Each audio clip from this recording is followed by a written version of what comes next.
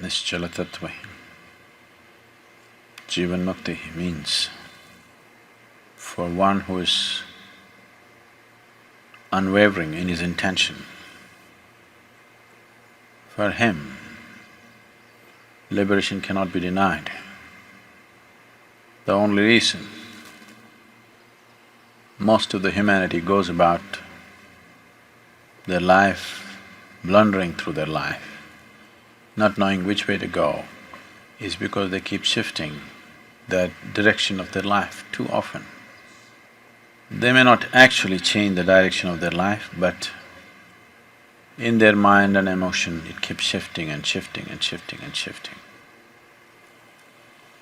The very nature of the existence is such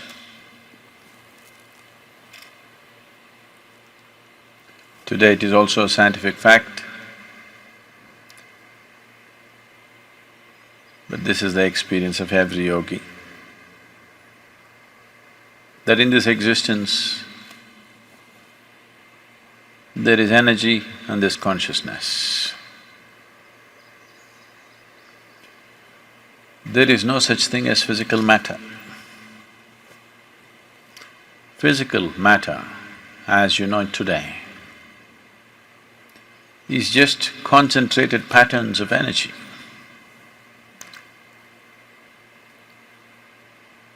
Today, this is established science.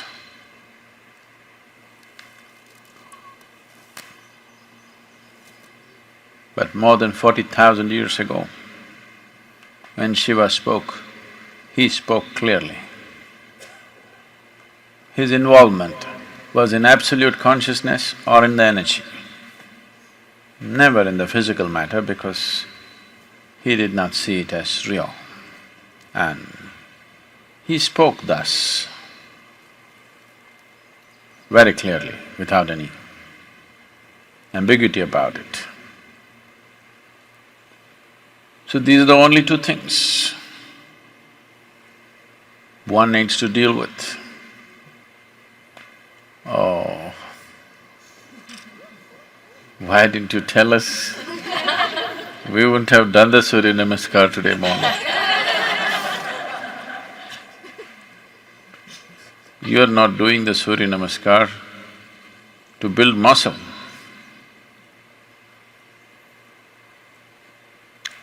If you have to know the energy, right now it's concentrated in the form of this body. Only if you use it in a certain way, it'll crackle. Otherwise, it'll sit like a lump of earth. If this has to sit here and crackle, then it has to be kept in a certain way. So whatever the physical sadhana that you're doing is not to build muscle, not to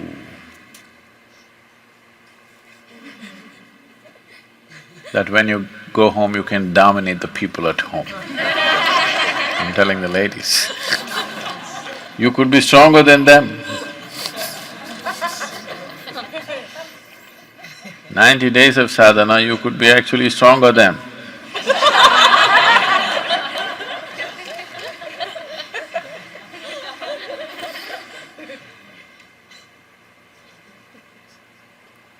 If your energies can crackle and your mind is focused, then this will just build in that direction. Because the mind is shifting and shifting and shifting focus, it does not know which way to build. The very life within you is confused, it doesn't know which way to go. I would say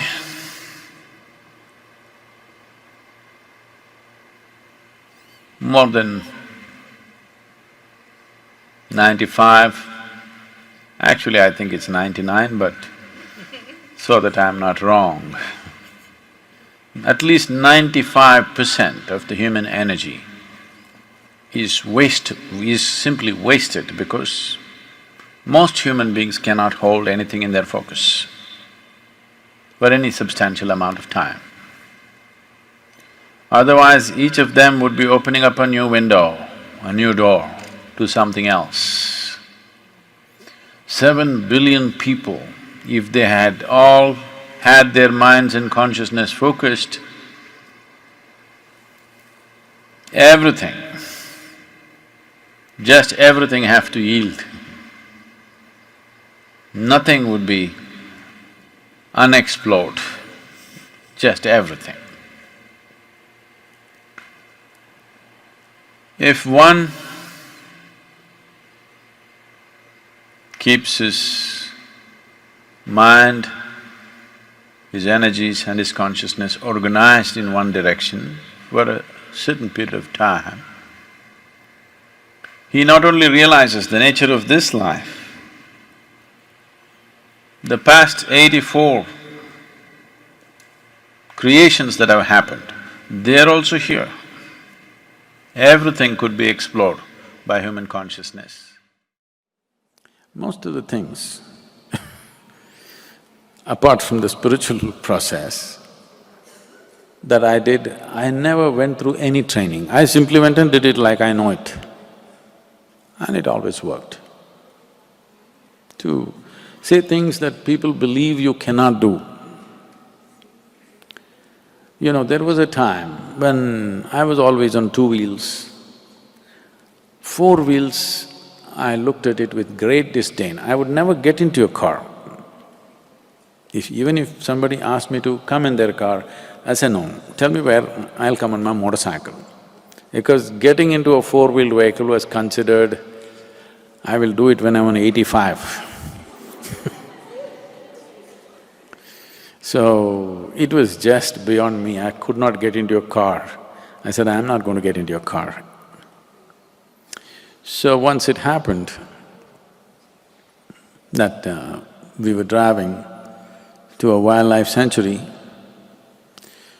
and I was on my motorcycle and this girl was driving this car with another 4 people.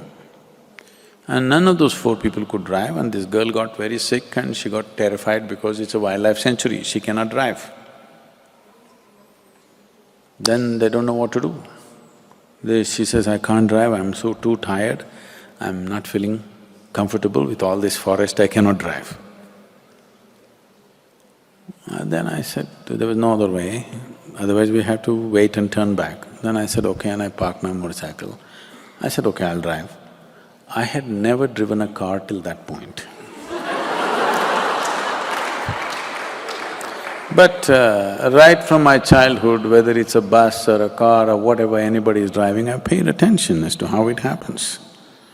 I just sat down and drove 90 kilometers on a narrow track, narrow tarmac track from, to Nagarhole, which was a very narrow track at that time. I drove all the way and I parked the car there. Then I said, this is the first time I drove and never drove. And it's not as bad as I thought. I thought driving a car is for cripples. I thought motorcycle is a real thing. Car is for crippled people. It's like for handicapped people who cannot balance on 2 wheels. I said, it's not so bad. And they said, what, you never driven? I said, no, this is the first time I drove. How can you drive? Why can't I drive? I've seen people driving. Almost everything I've done is like this. I've never been to any training of any kind. It just takes a little attention. Every human being can do this, but they have a backlog in their head. They're carrying so many things of how it cannot happen.